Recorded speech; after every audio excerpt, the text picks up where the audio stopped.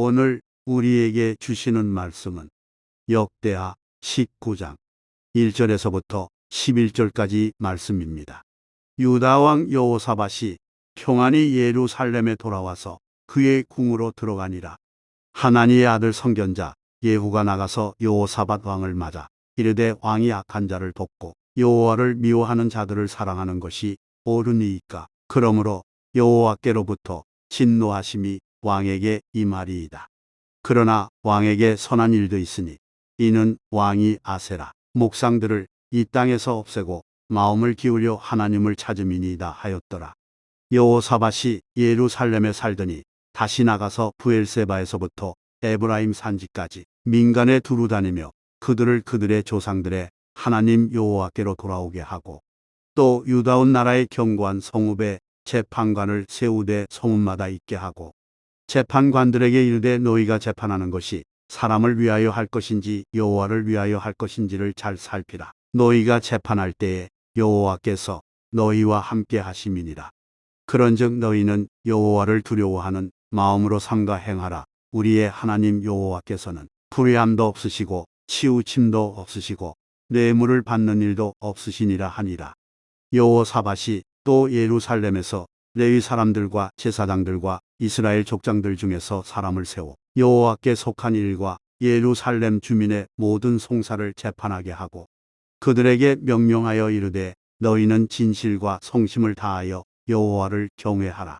어떤 성읍에 사는 너희 형제가 혹 피를 흘림이나 혹 율법이나 계명이나 율례나 규례로 말미암아 너희에게 와서 송사하거든 어떤 송사든지 그들에게 경고하여 여호와께 죄를 범하지 않게 하여 너희와 너희 형제에게 진노하심이 임하지 말게 하라. 너희가 이렇게 행하면 죄가 없으리라. 여호와께 속한 모든 일에는 대제사장 아마랴가 너희를 다스리고, 왕에게 속한 모든 일은 유다 지파의 어른 이스마엘의 아들 스바랴가 다스리고, 레위 사람들은 너희 앞에 관리가 되리라. 너희는 힘써 행하라. 여호와께서 선한 자와 함께 하실지로다 하니라. 오늘 이 시간은 말씀의 역할이라는 제목을 가지고 하나님 말씀을 나누도록 하겠습니다. 저 여러분이 함께 역대하의 말씀을 읽었는데, 오늘 이 19장의 내용은 굉장히 중요합니다. 왜 중요하냐면 유다 왕 여호사밧이 평안히 예루살렘에 돌아와서 그의 궁으로 들어가면서 이야기가 시작되어져요. 어떤 상황이 있었는지 18장을 읽어봐야 알 수 있는 내용이지 않습니까? 18장에 어떤 일이 있었냐면은 이스라엘과 남유다가 연합해서 아람 군대와 전투를 벌였어요. 사실 이스라엘과 남유다는 함께해서는 안 되는 그런 상황이었습니다. 왜 그러냐? 이스라엘 왕은 아합 왕이었는데 바알 숭배자였고, 지금 남유다 왕은 여호사밧 왕으로서 하나님을 진실하게 섬겼던 자였어요. 그런데 그런 부분 속에서 이스라엘 왕 아합과 그리고 남유다 왕 여호사밧이 함께 연혼 관계를 맺게 되면서 서로가 친구가 되어지고, 친구가 되어지지 말아야 될 존재와 친구가 되어지면서 어떤 일들이 일어났냐? 전쟁을 하게 되어지는데, 아람 군대를 우리가 물리치자라고 하면서 그 아람 군대와의 전투를 벌이는 그런 내용들이 앞전에 있었다는 겁니다. 근데 그 앞전에 분명 하나님의 말씀이 임하여서 미가야 선지자를 통해서 분명 그 전쟁에 나가지 말라고 가르쳐 줬어요. 이 전쟁에 나가면 반드시 패하게 된다라고 얘기했는데도 불구하고, 그때 당시에 거짓 선지자 시드기야가 나타나서 아합의 그 모든 것, 그리고 여호사밧과 함께하는 이 부분 속에서 하나님이 도우셔서 전쟁에 승리할 거라고 하는 거짓 예언을 하게 되는 거예요. 그 거짓 예언을 듣고 아합이 전쟁에 나갔습니다. 근데도 찝찝해요. 왜 찝찝할까요? 분명 전쟁에 나가게 되면 패하게 되어지고 목숨을 잃을 수 있다고 하는 생각을 갖게 된 거죠, 사람이. 그래서 성경에 보게 되면 전쟁을 하다가 옷을 갈아입고요, 그 왕의 왕복을 왕복을 벗어버리고 어떻게 합니까? 그냥 일반 군사의 옷을 입고 그렇게 전쟁에 출정을 했는데, 신기한 게 성경을 보게 되니까 잘못 쏜 화살이, 무심코 잘못 쏜 그 화살이 퓨 날아가가지고 이 어깨에 이 솔깃에 딱 맞게 되면서 과다출혈로 죽게 되어집니다. 이게 굉장히 우리에게는 충격적인 건데 하나님께서 그렇게 하시겠다라고 하면은 어떤 누구도 막을 수가 없는 거예요. 오늘 우리가 이 말씀을 통해서 함께 봐야 되는 부분이 무엇이냐면 분명 하나님께서 전쟁에 패하게 하실 거라고 얘기했죠. 그러면 그 말씀을 믿고 나가야 되는데 거짓 예언을 믿고 나아가고 잘못된 확신을 갖고 그리고 혹시나 하는 생각에 옷을 갈아입으면 자기를 공격하지 않겠지라는 그런 생각을 갖고 나갔는데 잘못 쏜 화살에 맞아서 아하방은 죽게 됩니다. 북이스라엘 왕이 졸지에 죽게 되는 거예요. 그런 상황 속에서 하나님은 무사하게 여호사밧은 전쟁 가운데서 구원해 내셔서 예루살렘으로 들어가게 하신 거예요. 자, 그러면 여러분들 여호사밧은 살아남았고 아하방은 죽었어요. 그러면 여호사밧은 은혜를 입은 겁니까? 은혜를 입은 게 아닙니까? 은혜를 입은 거죠. 어떤 누구도 죽을 수 있는 상황이었는데 그 부분 속에서 하나님께서 아하방은 데려가셨는데 여호사밧은 살려주셨어요. 여호사밧은 문제가 하나 있었습니다. 어떤 문제가 있었냐면 선한 왕이었어요. 누구보다도 진실함으로 하나님을 찾았던 왕인데 문제가 있었으니 잘못된 친구랑 사귄 거예요. 여러분들 이게 별거 아닌 것 같은데 여러분들은 친구를 사귐의 목적이 복음을 증거하고 함께 신앙을 교류하는 목적이 되어야 될 줄 믿습니다. 그와 함께 교류함이 세상에 더럽고 추악한 그런 세상의 문물들을 이용하고 먹고 마시며 놀고 하기 위해서 그런 게 아니라는 거예요. 이게 별거 아닌 것 같은데 그냥 세상 친구를 사귄 것만으로도 믿음의 자리에 점점 나오지 못하는 형제들 자매들이 있는 것도 보고요. 우리가 누구를 가까이 한 거에 따라서 신앙생활을 열심히 하게 되는 사람들도 보게 된다는 거예요. 누구를 만났느냐가 중요하다는 거예요. 여러분들이 진짜 신앙으로 충만할지라도 성경은 그렇게 우상 숭배자들과 함께 어울리지 말라고 했다는 거죠. 복음을 증거하는 것은 상관이 없어요. 하지만 그들과 함께 어떤 사업을 하겠다고 하면서 전쟁을 하겠다고 하면서 나가는 이런 모든 모습은 문제가 나타나는 그런 안타까운 상황이 이르게 됐다는 겁니다. 그래서 그 부분 속에서 여호사밧도 죽었어야 되는 게 마땅한데 하나님께서 어떻게 했어요? 평안히 예루살렘에 돌아와서 그의 궁으로 들어가게 했어요. 여러분들은 어떤 것 같아요? 전쟁에서 지금 못된 친구지만 친하게 지냈던 친구가 전사했고 자기는 살아남아서 평안히 예루살렘으로 궁으로 들어갔어요. 마음이 어떻겠습니까? 굉장히 불편하고 답답하고 복잡한 생각이 들겠죠. 야, 그러면 아까 전에 미가야 선지라고 하는 선지자가 참 선지자였고 시드기야라고 하는 선지자는 거짓 선지자였구나 하면서 이것 때문에 친구를 잃어버리고 이것 때문에 내가 이러한 위험 속에서 살아남았네. 여러 감정들이 드러는 그런 상황 속에서 하나님의 아들 성견자 예후가 찾아오면서 이야기가 시작되어져요. 2절 한번 읽어보겠습니다. 읽겠습니다. 시작. 하나님의 아들 성견자 예후가 나가서 여호사밧의 왕을 맞아 이르되 왕이 악한 자를 돕고 여호와를 미워하는 자들을 사랑하는 것이 옳으니까 그러므로 여호와께로부터 진노하심이 왕에게 임하리이다. 아멘. 선견자 예후. 선견자라는 것은 하나님이 앞날을 보여주신 사람이에요. 그 사람이 와서 여호사밧에게 얘기하는 거예요. 지금 전쟁에서 가까스로 살아남은 왕에게 감히 말하는데 뭐라고 얘기해요? 나가서 왜 그 악한 자를 돕고 여호와를 미워하는 자를 사랑하는 게 어떻게 옳은 행동이냐라는 얘기를 해요. 여러분들 여호사밧은요 충만했던 사람이에요. 그런데 그가 평생토록 자기가 아하방과 연혼관계를 맺어서 그 아하방에 딸이 있었어요. 아달랴라고 하는 악한 여왕이 됩니다. 나중에 그 아달랴라고 하는 며느리를 데려오게 되면서 자기의 아들을 거기에 아달랴와 결혼을 시킨 거예요. 여호람이라고 하는 자기의 아들을 결혼을 시킴으로 어떤 일들이 일어났겠습니까? 아합의 딸이에요. 아합의 딸이니까 뭐를 숭배했겠습니까? 바알 숭배자였던 거예요. 바알 숭배자인 며느리가 들어오게 되어지므로 그 집안은 완전히 풍비박산이 나게 되는 거예요. 여러분들 이게 별거 아닌 것 같은데 집안에 사람이 잘 들어오셔야 돼요. 그리고 여러분들이 만나는 사람이 중요하다는 걸 가르쳐 주는 겁니다. 그래서 여러분들 예수 믿는 사위 또 예수 믿는 며느리, 또 예수 믿는 여러분들 모두가 되셨으면 좋겠어요. 이게 별거 아닌 것 같은데도 결국에 이 결혼 하나로 인해서 집안 자체가 완전히 어그러져 버렸다는 거예요. 아달랴는 제사장 딸이었어요. 무슨 제사장 딸이었습니까? 바로 바알을 숭배하는 제사장의 딸이었으니까 당연히 고향 땅을 떠나왔을지라도 뭐를 숭배했겠어요? 바알 숭배를 하게 된 거예요. 근데 여러분들 집안에 여성분들이 굉장히 중요하죠. 아닙니까? 저희 집은 그런데 아이고. 네, 여성분들이 굉장히 중요한데 이 여성분들이 어떤 신앙을 갖고 있느냐에 따라서 집안이 이렇게 막 흔들리는 거예요. 물론 남성분들이 이렇게 기득권을 갖기도 하고 남성분들이 어떤 지혜로운 선택을 할 수 있는 그런 합리적인 가정도 있어요. 근데 그 부분에서 보통 여러분들 예전에 유명했던 광고가 있었잖아요. 에? 최진실이가 옛날 했던 말, 너무 옛날 사람인가? 에? 그 남자는 여자하기 나름 아니냐고.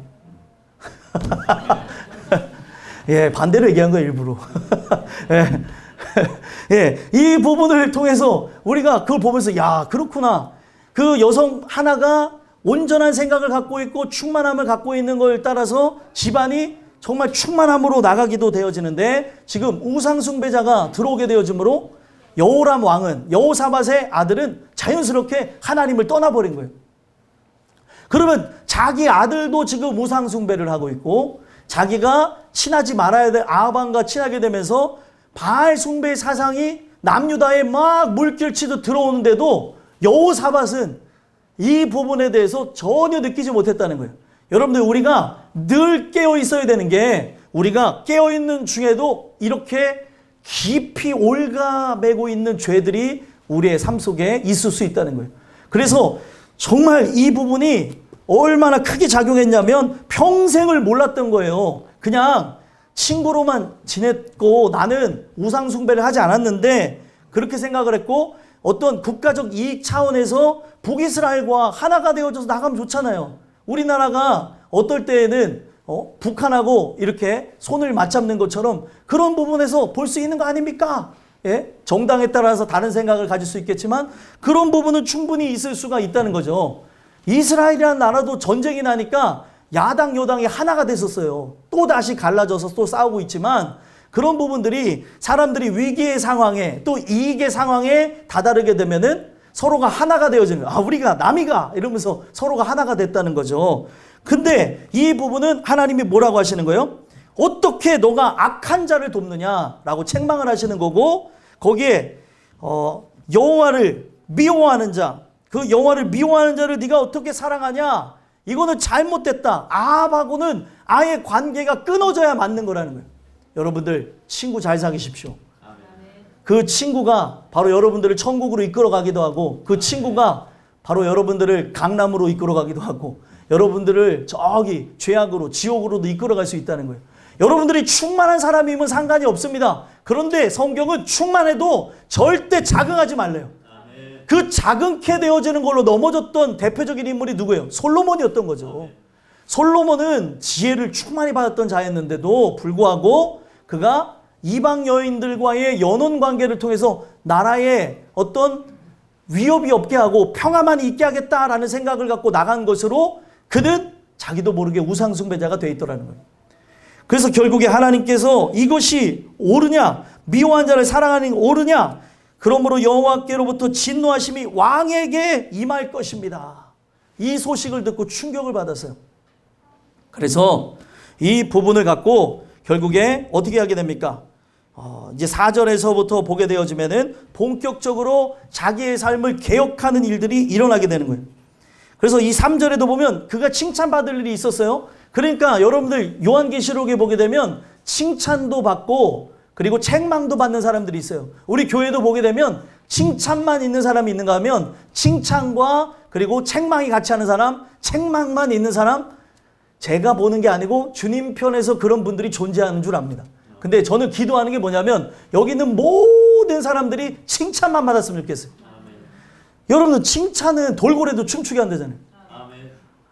돌고래도 춤을 추는데 여러분들이 주님께 칭찬을 받았다고 하면은 아니 우리가 진짜 일어나서 춤도 출 수 있는 거 아니에요? 주님이 칭찬을 해주는데. 근데 왜 주님이 칭찬해주는 삶에 대해서는 관심이 없고 세상이 칭찬해주는 삶에 대해서 관심을 갖냐는 거예요. 죽으면 끝날 인생. 죽으면 이 세상과 아무리 화려하게 살았고 내가 돈이 많고 명예와 권력이 많고 회사에서 1인자였어도 죽으면 끝나는 거예요. 그런데 왜 그렇게 무의미하고 무가치한 그 삶을 위해서 나의 삶을 허비하고 낭비하냐는 거예요. 단지 성공을 위해서 자기가 죽는지도 모르고 나간다고 하는 것은 안타까운 일이라는 거죠.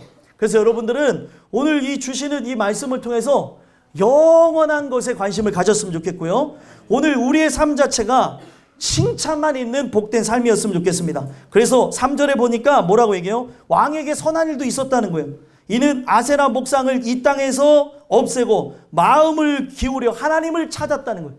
모든 사람들이 하나님을 찾도록 앞전에 보게 되면은 종교개혁을 단행했던 바로 여호사밧 왕의 그 신실함이 나온다는 거죠. 그렇게 종교개혁을 단행할 정도로 그 사람은 신실한 사람이었음에도 불구하고 친구 하나가 자기 인생의 걸림돌이 되어져서 그렇게 종교개혁이 마치 무위로 돌아가는 것처럼 만들어버리는 안타까운 일을 여호사밧이 했다는 거예요. 그것을 여러분들 젊었을 때 깨달으면 좋은데 노년에 깨달은 거예요.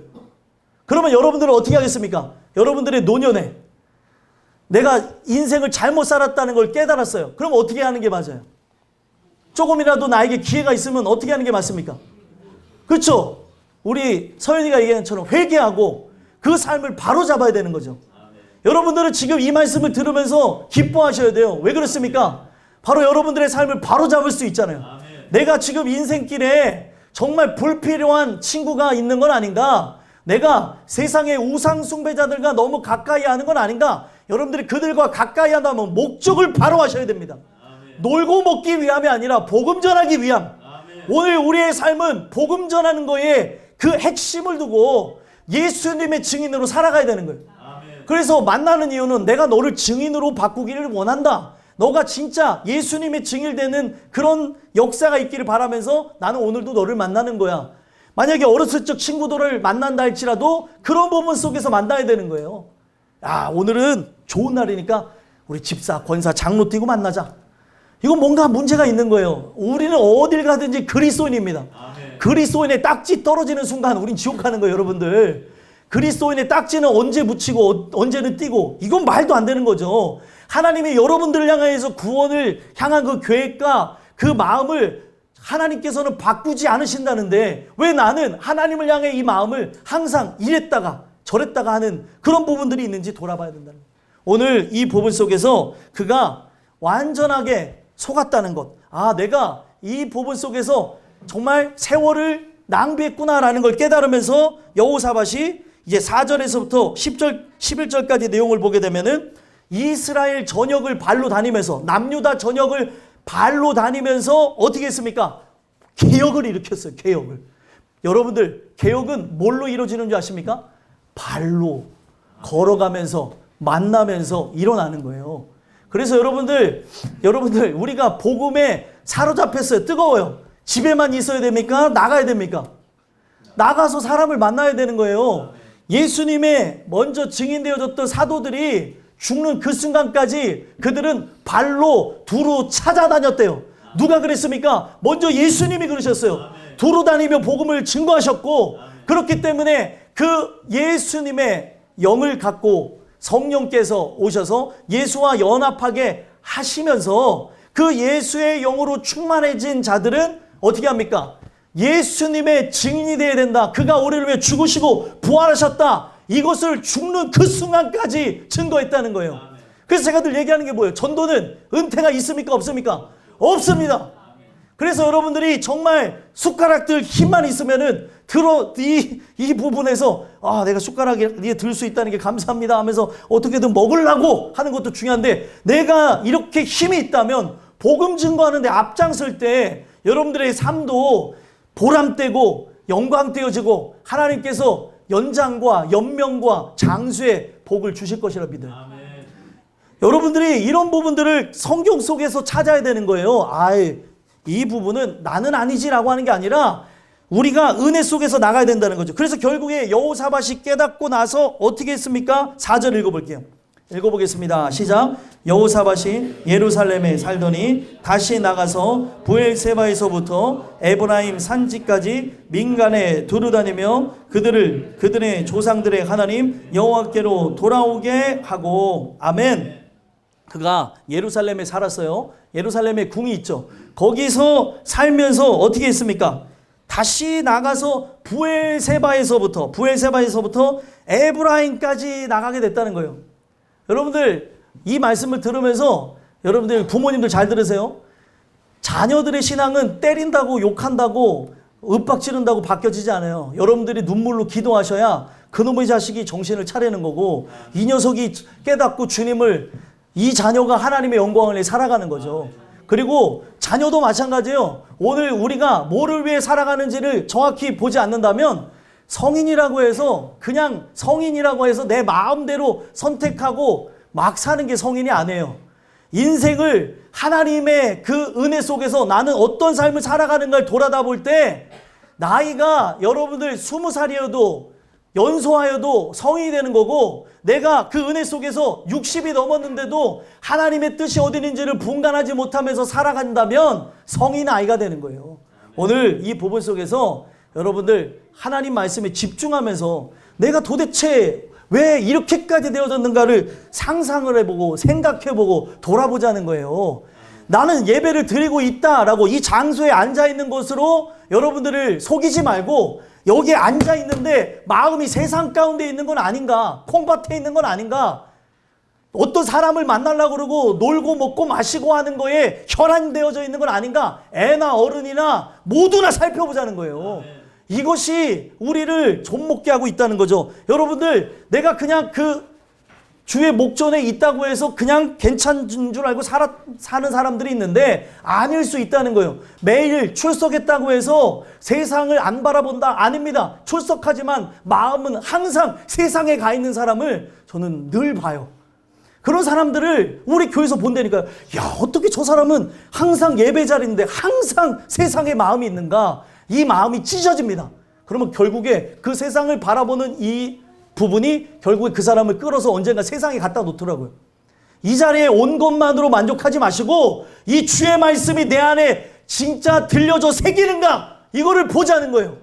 그래서 여러분들 여호사밧은 선한 왕이었다니까요. 신실한 자였는데도 그의 평생에 진짜 친구 하나를 잘못 사귀어서 자기 인생을 그렇게 촌먹게 하고 돌아가게 하고 손해를 보게 하는 거를 나중에 깨닫게 됐다는 거예요. 그때 이걸 깨닫고 나서 거기서 그친 게 아니라 노인이 되어졌던 몸임에도 불구하고 브엘세바에서부터 에브라임이라고 하는 거는 이스라엘 최남단에서 바로 최북단, 그러니까 남유다로 치면은 남단에서부터 최북단까지 그가 다 민간에 두루 다녔다라고 얘기하는 거예요. 여러분들 왕이 신변 위협도 있었을까요? 없었을까요? 있었죠. 오늘날 대통령 한 사람이 움직이는데도 8,000명의 사람들이 움직인다고 하잖아요. 뒤에서 8,000명 이렇게 저렇게 막 상황시서부터. 그런데 왕이 행차하게 되면 어떻게 되겠습니까? 이 부분은 분명 누군가의 그 모반의 위협이 있었는데도 불구하고 다닌 거예요. 근데 왜 다닙니까? 왜 다녀요? 바로 민간에 두루 다니면서 그들의 조상들의 하나님 여호와께로 돌아오라 하는 거예요. 돌아오라. 지금 그렇게 살아가면 안 된다는 거죠. 여러분들이 예수님의 은혜로 여러분들이 살아났어요. 그러면 이 감출 수 없는 은혜를 분출해 내셔야 되는 거예요. 나만 갖고 있는 게 아니라 우리가 잘하든 못하든 때를 얻든지 못 얻든지 전파하는 삶. 그래서 여러분들이 할 수 있는 한 최선을 다해서 그렇게 하시기를 제가 간절히 여러분들에게 부탁을 드리는 거예요. 우리가 여러분들 죽는 그날까지 주님의 자녀입니다. 주님의 자녀. 여러분들과 저는 할 수만 있으면은 이러한 삶으로 나가야 되는 거예요. 자기가 잘못된 걸 깨달았어요. 그리고 이런 부분에서 저들을 바로잡아야 된다고 하는 열정이 들어가니까 여러분들 여호사밧이 왕이어서 그렇게 다닐까요? 아닙니다. 왕의 그 모든 부분을 내려놓고 여호와께로 돌아오게 하는 데에 모든 부분을 다 걸고 살았다는 거예요. 그럼 여러분들 돌아오게 하는 게 뭐냐? 성경적인 의미에서 돌아오게 한다는 것은 바로 창조의 그 형상으로 돌리게 하는 거죠. 하나님께서 은혜를 통해서 이제는 더 이상 타락이 없는 새로운 창조로 나가게 하심을 그들에게 이루어지게 하기 위해서 복음을 증거하는 거예요. 그래서 여기 어린아이들이 있지만 이 어린아이들이 예수를 만나게 되어지면 어딜 가든지 걱정이 안 돼요. 근데 예수를 안 만나게 되면 어딜 가든지 걱정이에요. 얘가 어떻게 잘 살아갈까? 이렇게 할까? 여러분들이 예수님을 만났다고 한다면 이 예배도 어린아이일지라도 부모가 이렇게 찬양을 열심히 해라, 눈 떠라, 말씀 들어라, 딴 생각하지 말아라 이럴 필요가 없어요. 예수가 없기 때문에 계속 방황하는 거예요. 예수가 없기 때문에 이 예배를 빠지는 거고, 예수에 대한 그 소중함이 나의 구원자로서 역사가 없으니까 세상에 썩어질 것들을 더 사랑하고 그것을 끌어안고 죽음으로 나간다는 거예요. 여러분들, 우리가 왜 기도해야 되는 줄 아십니까? 아니, 저 녀석이 점점 죽음으로 나가려고 더 애를 쓰고 있는데 내가 어떻게 할 길이 없어요. 그래서 예수님이 뭐라고 얘기했어요? 이스라엘아 따라 나를 위해 울지 말고 너희의 자녀들을 위해서 울어라. 여러분들이 그렇게 해야 되는 거예요. 돌아오기까지는 우리가 할 수 있는 건 뭐예요? 기도밖에 없습니다. 기도. 이 세상이 그렇게 여러 문화와 죄악의 그것으로 인해서 우리들을 꽉 붙잡고 있기 때문에 우리에게 은혜가 없으면 돌아오질 않는다. 그래서 계속 돌아오게 하기 위해서, 창조의 그 형상으로 돌아가게 하기 위해서 시작했던 것으로 돌아간다라고 하는 게 돌아오게 한다는 말이에요. 시작점이 어디예요? 하나님께서 우리를 창조했던 이제 타락이 없는 그 상태로 돌아가는 거죠. 근데 옛날하고 다릅니다. 옛날에는 내가 그 원형으로 돌아가면은 언제든지 타락할 길이 열려지겠지만, 지금 하나님 주시는 은혜에 의해서 돌아온 자들은 다시 타락이 없는 삶, 새롭게 태어났기 때문에 이제는 먹든지 마시든지 무엇을 하든지 하나님의 영광을 위해서 살아가도록 바꾸셨다는 거예요. 그러면 이 일이, 역사가 나타나는 것은 증거밖에 없습니다. 증거하지 않는데 어떻게 역사가 일어나요? 전해야 귀들이 열리고 눈이 떠지고, 전해야 그들의 삶이 얼마나 폐역하고 잘못된 길로 나가는지를 알게 되는 거죠. 나가보니까 교회 쉬는 분들 많고, 나가보니까 낙심자들이 그렇게 많습니다. 살려주세요 하고 있는 거예요. 그 살려주세요 소리가 들리는데도 우리가 여기서 한다, 못한다, 잘한다 이런 걸 갖고 얘기할 수 있냐는 거예요. 여러분들이 기도하는 건 당연한 것이고요. 여러분들이 할 수 있는 한 여러분들이 이 전도의 현장에 나오셔서 찬양도 하고 또 기도도 하고 또 할 수 있는 분들은 나가서 나눠주셨으면 좋겠어요. 아멘. 우리가 나눠주면서 하는 게 뭐예요? 주의 사랑이 그에게 증거되기를 바라는 거예요. 아멘. 이거는 기술로 하는 게 아닙니다. 마음으로 하는 거죠. 아멘. 그러다 보니까 여러분들, 우리 교회에서 지금 제일 열심히 전도하시는 분이 우리 김경옥 성도님이에요. 아멘. 예, 김경옥 성도님. 정신이 번쩍 나시죠? 예.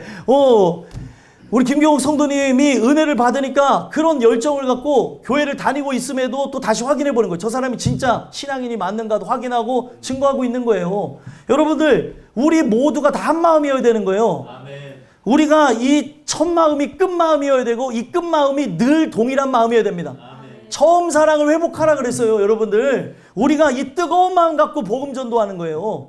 그래서 저는 우리 늘 말씀드리지만 김경옥 성도님이 전도대장을 쭉 잘하셨으면 좋겠어요. 아멘. 어디로 가시려고 하지 마시고 항상 우리가 은혜의 이 장중에 사는 게 중요한 거예요. 만약에 어디 가고 싶다 그러면 별장을 지어놓고 거기 왔다 갔다 하시고, 우리가 이 교회에서 마지막 시대에 함께 구심점이 되어져서 진짜 복음을 증거해야 되는 겁니다. 그렇게 해서 주변에 있는 많은 사람들, 낙심자들, 고통받고 있는 사람들을 돌아오게 하는 거예요. 그래서 우리가 복음 증거에서 우리 김추신 집사님 돌아오셨잖아요. 예? 복음 증거에서 얼마나 기쁜지. 예? 아, 별로 안 좋으신가 봐요. 전 좋습니다. 다 좋죠? 예. 이게 하나님의 역사를 통해서 진행되는 거예요. 그래갖고 돌아오게 하는데, 이제 구체적으로 어떻게 합니까? 바로 5절 읽어보겠습니다. 읽겠습니다. 시작. 또 유다 온 나라에 견고한 성읍에 재판관을 세우되 성읍마다 있게 하고. 아멘. 온 나라 견고한 성읍에 재판관을 세우는데, 각각 성읍마다, 만약에 성읍이 예를 들면 42개예요. 그럼 42개 성읍에 다 누가 있어요? 재판관이 있습니다. 그러면 이 재판관이 세워져서 뭐 성도들의 삶을 옥죄우려고 그러고 고통을 주려고 하는 것이 아니라, 지금 그들에게 이 내용은 뭐라고 하냐면 사법제도 개혁이라고 하는 겁니다. 사법제도 개혁. 우리나라도 이 법이 있죠. 그래서 이 법에 대한 모든 부분을 성경은 지금 우리는 뭐 헌법이다 뭐 이런 부분을 얘기하고 있지만 여러분들 성경은 헌법, 우리가 지키고 있는 이런 많은 민법, 그리고 형사법 뭐 등등등 이런 법들이 있는데 그 법 위에 뭐가 있어요? 율법, 하나님의 말씀이 있는 거예요. 그래서 재판관을 세운 이유가 무엇이냐면 말씀으로 돌아가자는 거죠. 말씀이 첫 번째라는 거예요. 말씀의 역할은 뭐냐면 무너지고 깨어지고 상한 가정을 다시 세우는 거고 인생을 다시 바꾸는 거고 우리에게 열정을 주는 거고 이 말씀만이 오늘날 살아가는 삶의 이유와 목적을 분명하게 한다는 거예요. 이 교회에 불러주신 이유가 무엇입니까? 여러분들 그냥 대충 살다가 가라고 여러분들 부르신 것이 아니라 여러분들은 정말 이 세상을 개혁시킬 만한 충분하고 유능한 사람들이니까 불러주신 거예요. 땅끝 교회 사람들은 보통 사람들이 아닙니다. 옆에 한번 봐보세요. 보통 사람들인가? 보통 사람들이 아닌 사람들만 모인 데가 땅끝 교회예요. 아우 진짜 예사롭지 않아 막 이런 표정들 지으시는데 보통 사람들이 아닌 이 사람들이 모여서 하는 게 뭐예요? 복음으로 살려야죠. 죽어가는 사람들 살려야죠. 명목상 신자들이 아주 널렸습니다. 진짜 교회만 다니는 게 신앙인 줄 알고 나가는 사람들이 얼마나 많아요. 그런 자들에게 진짜 그리스도 예수의 복음을 증거하고 이 복음이 그들을 자유케 하는 역사가 나타나야 된다는 거예요. 그래서 여러분들과 저는 그 부분에서 지금 어떻게 하는 거예요? 지금 이 말씀의 주인공인 여호사밧은 그 하나님의 말씀으로 깨닫게 되니까 이 깨닫게 되어진 그 뜨거운 마음을 갖고 재판관을 세우면서 이 모든 부분들을 개혁을 일으키게 합니다. 그래서 재판장들에게 뭐라고 얘기합니까? 6절 한번 읽어보겠습니다. 읽겠습니다. 시작. 재판관들에게 이르되 너희가 재판하는 것이 사람을 위하여 할 것인지 여호와를 위하여 할 것인지를 살피라. 너희가 재판할 때에 여호와께서 너희와 함께 하심이니라. 아멘. 재판을 하는데 사람을 위하여 할 것인지 하나님을 위해서 할 건지를 생각해 보라는 거예요. 여러분들 비슷한 내용이 있죠. 어디 있습니까? 갈라디아서 1장에 보게 되면은 사도 바울이 뭐라 그랬어요? 사람을 기쁘게 하랴 하나님을 기쁘게 하랴. 복음을 증거하는 데 있어서 사람 편에서 여러분들 전할 필요 없어요. 복음을 증거하는 데 있어서 하나님을 기쁘시게 하고 그 영혼을 살리기 위해서 증거하는 거죠. 재판관들을 세웠다는 이유는 뭐냐면 그 재판관들이 갖고 있는 모든 법 위에 율법이 존재하고 이 율법은 하나님께로부터 왔다는 걸 알게 하면서 그들의 죄악과 더러움과 그 추악으로부터 그들을 구원해내기 위해서 이들을 다시 세우라는 거예요. 그래서 들어가서 말씀을 통해 하나하나 시시비비를 가리라고 재판관을 세운 거예요. 다른 이유가 아닙니다. 말씀으로 세우라는 거죠. 말씀으로. 그래갖고 진짜 여호와를 위하여 할 것인지를 잘 살피면서 이 재판할 때에 누가 함께 한다고요? 여호와께서 함께 한다는 것. 여호와 하나님이 나를 보고 있다는 걸 기억하시고 여러분들의 가정을 다 갈아엎으십시오. 여러분들의 직장을 갈아엎으시고 여러분들이 말씀을 갖고 있는 자들로서 이걸 가서 다 엎어버려야 돼요. 근데 이 부분을 가만히 그래 야 두자 아유 나중은 없습니다. 여러분들 이 부분을 개혁이라고 하는 거는요 미친 사람으로부터 시작하는 거예요. 근데 오늘날 우리 예수 믿는 사람들이 너무 고상해. 좀 옛날에 예수 믿었던 사람들은 미친 사람들이 많았어요. 근데 요즘 예수 믿는 사람들은 고상해도 너무 고상한데 여러분들 우리가 고상한 거는 좋은데 고상하다 못해 여러분들 우리가 누구인지를 잃어버리면 안 되는 거예요. 우리는 예수께 나의 모든 영혼을 맡긴 존재 그리고 천국을 예정받은 존재이기 때문에 여러분들 두려움도 없이 나가야 되는 거예요. 미친 사람이 달리 미친 사람입니까? 미친 사람은 자기가 왜 미쳤는지를 모르고 헤헤헤 이러고 돌아다니는 거예요. 예? 봄 되면 많이 나타나고 가을 되면 많지 않은데 봄 되면 여성분들이 많이 그러고 가을 되면 남성분들이 괜히 바바리 코트 입고 막 이거 다니는 거. 좀 아픈 사람이 아닌가 이것도 봐야 되고 그런데 오늘 우리가 이 부분 속에서 예수로 충만하게 되어지면은 진짜 이런 부분들이 다 사라지게 되는 거죠. 이런 육신의 죄악들 더러운 것들을 이제 내려놓고 오직 예수께 미친 자로 오직 그의 영광과 하나님의 그 위엄을 위해서만 나가게 된다는 거예요. 그래서 여러분들은 바로 우리와 함께 하나님이 계시다는 걸 기억하시고 항상 그 은혜 속에서 복음을 증거하셨으면 좋겠습니다. 그래서 이어서 7절 보면 뭐라고 하는가 한번 읽어볼게요. 읽어보겠습니다. 시작. 그런즉 너희는 여호와를 두려워하는 마음으로 삼가 행하라. 우리 하나님 여호와께서 불의함도 없으시고 치우침도 없으시고 뇌물을 받는 일도 없으시니라 하니라. 아멘. 두려운 마음으로 삼가 행하라는 것은 두려운 마음으로 항상 깨어서 보라는 거예요. 내가 세상 앞에 이렇게 불의하게 살아가는지, 사람을 위하여서 또 자기를 위하여서 돈을 위하여서 나가는지, 아니면 여호와를 위하여서 그들의 삶을 다시 세우는데 그 율법을 그들이 연구하며 하나님 말씀으로 나가는지 돌아보라는 거죠. 그래서 하나님은 어떤 분이래요? 불의함도 없고 치우침도 없고 뇌물을 받는 일도 없다는 거예요. 그러면 이 재판관들이 이걸 잘못된 권력으로 사용할까 봐 이것도 못을 박으면서 그들을 세운 목적은 뭐예요? 이 재판관들을 통해서 모든 법 위에 하나님이 계시다. 하나님이 첫 번째다. 하나님이 먼저다라는 걸 가르쳐 주는 거예요. 여기 아이들도 있지만 뭐가 먼저예요? 하나님이 먼저예요. 사람 만나는 거, 공부하는 거, 내가 어떤 일을 하든 거 보다도 먼저가 하나님을 만나고 하나님과 함께 동행하는 거라는 거죠. 그래서 이런 부분 속에서 변화가 일어나기를 하나님께서는 원하셨고, 그래서 이 여호사밧이 어떻게 합니까? 8절 한번 읽어볼게요. 읽어보겠습니다. 시작. 여호사밧이 또 예루살렘에서 레위 사람들과 제사장들과 이스라엘 족장들 중에서 사람을 세워 여호와께 속한 일과 예루살렘 주민들의 모든 송사를 재판하게 하고. 아멘. 누구 세웠어요? 레위 사람, 그리고 제사장, 그리고 족장들, 리더들을 세운 거예요. 리더들을 세워갖고 바로 여호와께 속한 일, 그 속한 일 가운데 이들이 죄악대로 살아가는지 아니면 은혜대로 살아가는지를 바라다 보며 송사, 옳고 그름을 재판하라는 거예요. 하나님 말씀으로 분별해 내셔야 돼요. 내가 여러분들 회사를 다니는 것도, 학교를 다니는 것도, 사람을 만나는 것도, 뭣도 다 우리가 하나님 말씀 앞에 나의 인생의 목적이 무엇인지를 살펴봐야 되는 거죠. 인생의 목적이 뭔지를 모르고 오로지 내가 초점이 되어져서 나가다 보니까 점점 하나님과는 멀어지는 삶으로 나가는 거예요. 우리가 이 말씀을 통해서 지금 조금 틀어졌다면, 조금 이제 주님의 말씀에서 멀어져서 세상 길로 나가고 있다면 이 말씀을 통해 안으로 들어오게 되어지는 우리 모두가 됐으면 좋겠습니다. 그래서 그들에게 재판하게 하는데 뭐라고 얘기해요? 목적이 딱 하나입니다. 9절입니다. 읽어보겠습니다. 시작. 그들에게 명령하여 이르되 너희는 진실과 성심을 다하여 여호와를 경외하라. 아멘.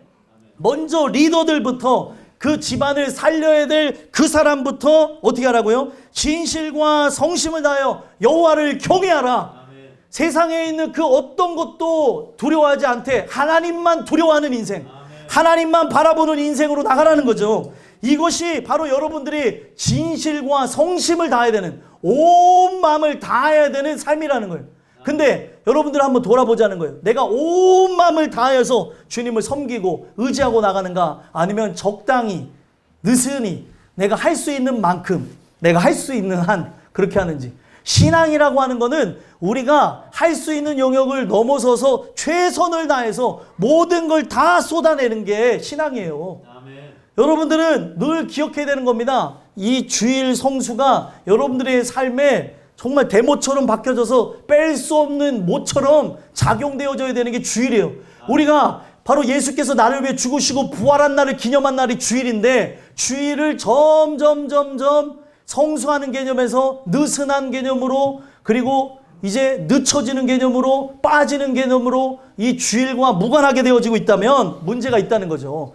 여러분들이 친구 하나 때문에도 이렇게 되어질 수도 있고, 돈 때문에도, 명예 때문에도, 권력 때문에도, 어떻게 보면 질병의 문제 때문에도 이런 부분들이 나타날 수 있기 때문에 이 친구에 대한 문제는 여러분들 그냥 사람과의 문제가 아니라 지금 나와 함께 진짜 동고동락을 하면서 좋아하는 여러분들 마음속에 자리 잡은 어떤 죄악이 친구일 수 있다는 거예요. 이것을 기억하자는 거죠. 하나님을 두려워하면서 진실과 성심을 다해서 온 마음을 다해서 경외하는지, 아니면은 내가 몇 프로는 세상을 사랑하고 몇 프로는 죄악대로 살고픈 마음도 있는지. 그래서 한 마음을 달라고 해야 되는 거, 한 마음. 어떤 사람은 90%가 세상을 향해 있고 10%가 바로 하나님을 향해 있고, 어떤 사람은 90%가 하나님을 향해 있고 10%가 세상을 향해 있는데 성경은 뭐라고 얘기해요? 둘 다 두 마음을 품었대요. 프로테이지가 중요하지 않아요. 10%든 90%든 다 하나님을 사랑하지 않고 있는 거죠. 전심으로 사랑하라면 90% 사랑했습니다 라는 걸로 천국 갈 수 있어요? 없어요? 없습니다, 여러분들. 내가 100% 주님을 사랑해 천국 가는 거예요. 아, 내가 그래도 이렇게 종교적으로 했는데요. 저 주일 성수도 하고 이렇게 했는데요. 그래 제가 조금 이렇게 한 걸 가지고 주님 왜 그러십니까? 이런 사람 천국 못 가요. 어떤 사람이 천국 갈 수 있어요? 나 같은 죄인을 살리신 그 은혜를 찬양하고 오늘도 감사하고 감격해서 살아가는 자. 이 감격이 있어야 되는 거예요. 이 감격이 없으니까 계속 다람쥐 쳇바퀴 돌아가듯이 돌아가는 이 삶이 계속 여러분들을 괴롭히고 고통을 주고 있는 거죠. 그래서 이 10절에 보게 되니까 이들을 세워서 하는 게 무엇입니까? 한번 읽어보겠습니다. 10절 읽어보겠습니다. 시작. 어떤 성읍에서 사는 너희 형제가 혹 피를 흘림이나 혹 율법이나 계명이나 율례나 규례로 말미암아 너희가 와서 송사하거든 어떤 송사든지 그들에게 경고하여 여호와께 죄를 범하지 않게 하여 너희와 너희 형제에게 진노하심이 임하지 말게 하라. 너희가 이렇게 행하면 죄가 없으리라. 아멘. 여러분들 여기에서 중요한 건 뭐냐면 여러분들이 이렇게 행해야지만 뭐가 없다고요? 죄가 없대요. 여러분들이 행해야 될 게 뭐예요? 바로 이거를 누가 먼저 신청을 했어요? 이 은혜를 받고 먼저 실천한 사람은 여호사밧이죠. 제가 여러분들에게 권면드리는 것은 진짜 죄송하지만 왕의 자리에서 내려오십시오. 우리가 이 마지막 시대에 승리할 수 있는 비결은 우리가 모든 걸 내려놓고 왕의 자리에서 내려와야 되는 거예요. 우리가 뒤에서 이렇게 상황 노릇하려고 그러고 내 마음대로 내 뜻대로 살아가려고 하는 그런 부분은 내려놓고 원초적으로 그리스도인으로서 하나님의 귀한 은혜를 받은 성도로서 여러분들과 저는 바로 예수님의 사람으로 바뀌어야 되는 거예요. 그러면 뭐냐면 나라고 하는 존재가 죄인, 한없이 연약하고 부족한 존재임을 깨닫고 왕의 자리에서 내려와서 나를 살리신 예수, 나를 바꾸신 그분, 노인이 되었을지라도 증거하셔야 진짜입니다. 아멘. 여러분들 제가 노인들한테만 얘기해서 죄송한데 노인분들만 얘기하는 게 아니에요. 어린아이들이라고 한다 할지라도 목회자 자녀인다 할지라도 너희들에게 복음을 증거함이 없으면은 가짜인 거야. 복음을 증거하는 것은 목회자 자녀여서도 아니고 내가 교회를 다녀서가 아니고 우리 엄마가 권사여서 집사여서 아닙니다. 여러분들이 진짜 은혜로 인해서 정말 내가 회복되어진 존재가 맞다면은 이 복음을 증거할 때 여러분들은 바로 이렇게 행하면 죄가 없으리라. 죄가 없는 자로서 진짜 이제는 죄로부터 벗어난 자로서 복음을 증거하며 살아가고 있다는 거죠. 근데 내가 이렇게 살아가지 않고 그들의 그런 송사나 죄악이나 더러움 그런 부분에서 그냥 내버려 두면서 하나님이 아닌 쓰잘데기 없는 것들을 막 사랑하고 의지하고 나가는데 내버려 두고 있다면 여러분들 이거 문제가 있는 거예요. 어떻게 해서든 교회 안으로 들어오도록 유도를 해야죠. 근데 교회하고는 바깥으로 나가도록 여러분들이 세상에 그런 이 주의를 범하는 그런 일들을 여러분들이 막 도와주고 있다면 정신 차려야 되는 거예요. 아니 이거를 안 해도 되는데 왜 이거를 그렇게 해가지고 믿음이라고 하는 거는요 돈을 갖고 사람을 낚는 게 아니에요. 아멘. 여러분들 제가 주변에서도 봤는데 어떤 분이 되게 부자여서 교회 나올 때마다 아이들에게 돈을 줬어요. 근데 이 아이들이 돈을 받으면서 교회를 다녔는데 그래서 성인이 되었습니다. 그 아이들이 믿음이 자라났을까요? 아닙니다. 그 아이들은 예수 만나러 간 것이 아니고 돈 받으러 간 거예요. 여러분들 우리가 이 교회에 나오게 되는 거는 돈도 명예도 권력도 권세도 나의 이루고자 하는 그 마음을 위해서 나오는 게 아니라는 거예요. 근데 왜 교회를 나오게 하는 그 조건을 걸어서 그 조건 말고 복음을 증거하시라고요. 복음을 통해 그 안에 죄성을 발견하고 그 삶 자체가 얼마나 무가치한 것에 이렇게 탐욕스러운 것에 인생을 허비하고 있는가 이거를 깨뜨려야 되는데 그런 생각은 없고 그냥 이렇게 해갖고 막 구슬려가지고 교회 나오는 게 목적이죠. 그 다음은 몰라요. 여러분 그렇게 하게 되어지면은 이것이 진짜 물론 거기서도 변화하는 일이 있겠지만 이렇게 하는 부분을 통해서는 구원받는 일이 정말 손에 꼽을 정도로 이거는 힘든 일이라는 거예요. 사람을 우리가 복음을 증거하는 것으로 이들을 변화시켜야 되는 것이지 그런 모습으로 나가게 되면은 죄악과 고통과 괴로움밖에 없다는 사실을 잘 기억했으면 좋겠습니다. 그래서 우리는 어떻게 해야 되는 거예요? 계속 하나님을 두려워하는 마음 갖고 왕의 자리에서 내려와서 그가 발로 걸어다니면서, 여러분들 이 거리상을 보면 엄청나게 많은 거리를 걸어다니면서 복음을 증거한 거잖아요. 사도 바울의 발을 지금 형상화해서 볼 수 있다고 한다면 그 발이 온전한 발이었을까요? 발톱은 다 빠지고 지금 그 유명했던 그런 유명인들의 발들 있잖아요. 그 선수들의 발보다 더 심하게 틀어지고 고통이 있는 발이 바로 사도 바울의 발이었을 것이라고 추정을 하잖아요. 죽는 그날까지 식지 않는 열정 갖고 그가 말도 제대로 못하는 사람이었습니다, 여러분들. 그래갖고 편지 쓰기를 좋아했던 사람이에요. 앞에서는 이 말할 때도 어눌해 갖고 말을 잘 못해요. 그런데도 예수 복음을 증거하며 살았던 게 사도 바울이었습니다. 그러면 우리가 이런 마음 갖고 나가야 되는 거예요. 이런 마음. 애나 어른이나 우리 모든 사람들, 직분자들이 이런 마음 갖고 나갈 때 이 교회가 서구로 책임질 수 있는 거죠.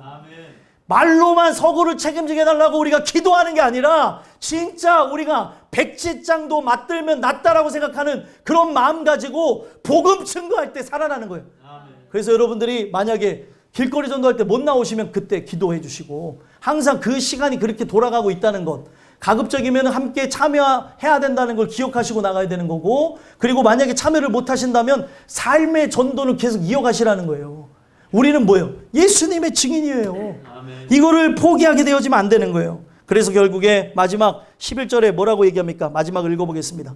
읽겠습니다. 시작. 여호와께 속한 모든 일에는 대제사장 아마랴가 너희를 다스리고 왕에게 속한 모든 일은 유다 지파의 어른 이스마엘의 아들 스바랴가 다스리고 레위 사람들은 너희 앞에 관리가 되리라.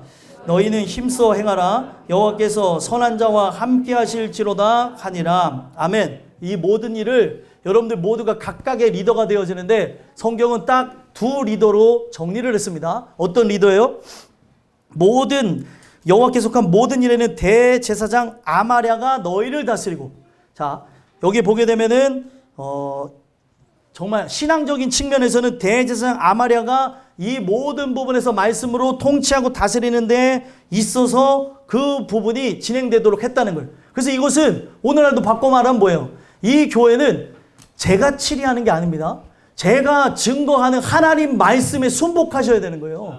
그 말씀과 함께 우리가 나가게 되어질 때 우리는 이 마지막 시대에 귀한 일을, 귀한 사명을 갖고 인생을 허비하지 않고 골든타임을 하나님이 기뻐 받으시는 삶으로 승리하게 된다는 거예요.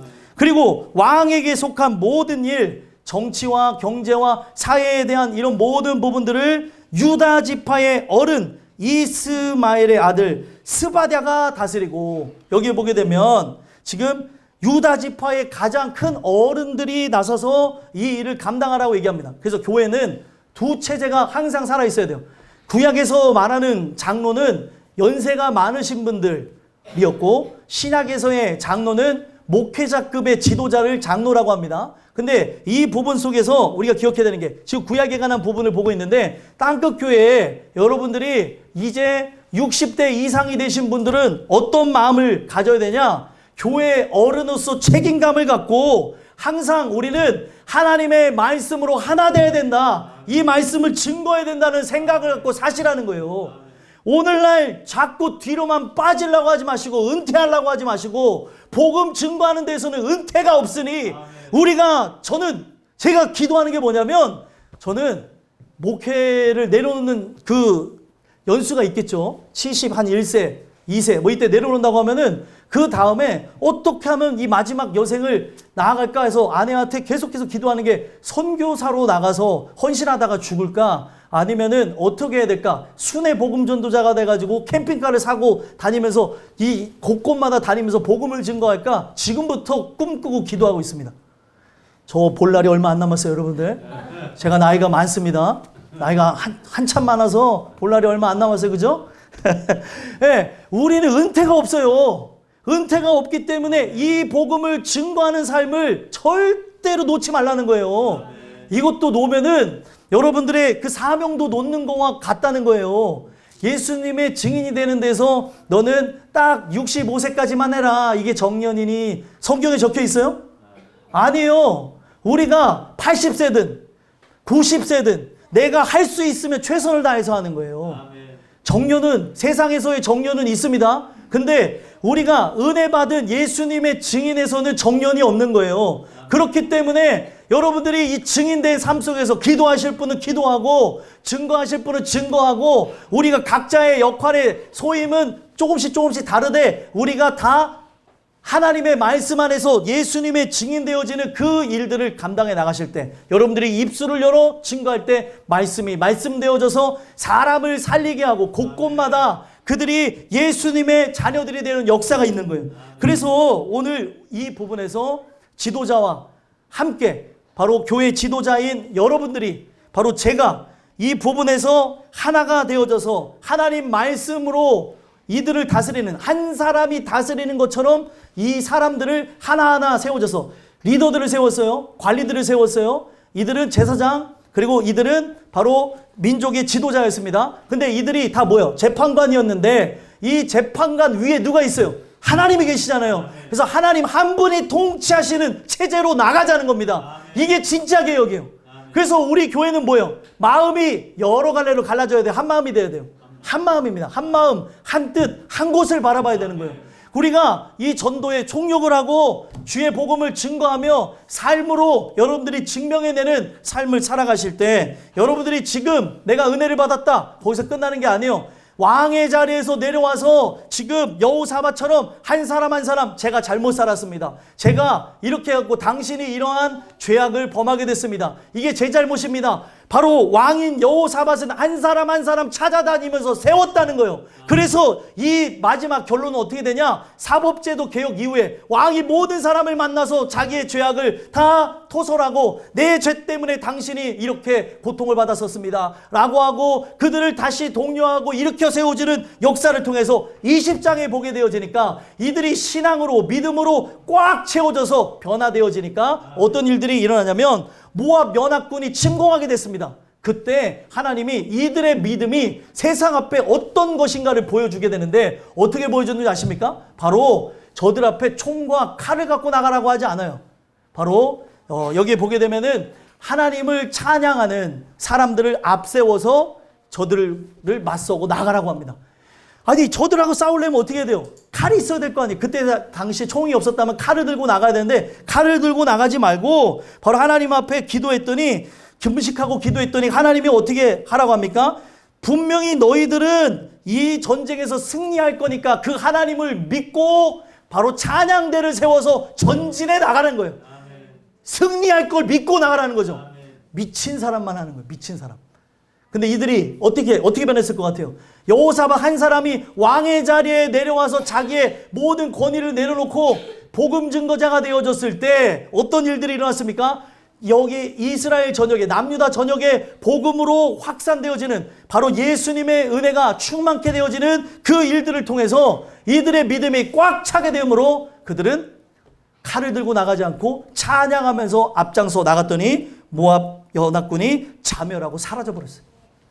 이게 바로 오늘 여러분들의 삶 속에도 있을 이야기입니다. 오늘 이 메시지가 여러분들에 들려줘서 그 전능하신 하나님을 믿고 나갔으면 좋겠어요. 그러면 그 하나님께서 일하셔서 오늘날 우리의 삶의 모든 죄악과 더러움과 그 추악함 속에 역사하고 있는 악한 영들을 다 물리치실 것이고 그리고 이 메시지가 왜 중요한 겁니까? 그 하나님을 전적으로 믿으라는 거예요.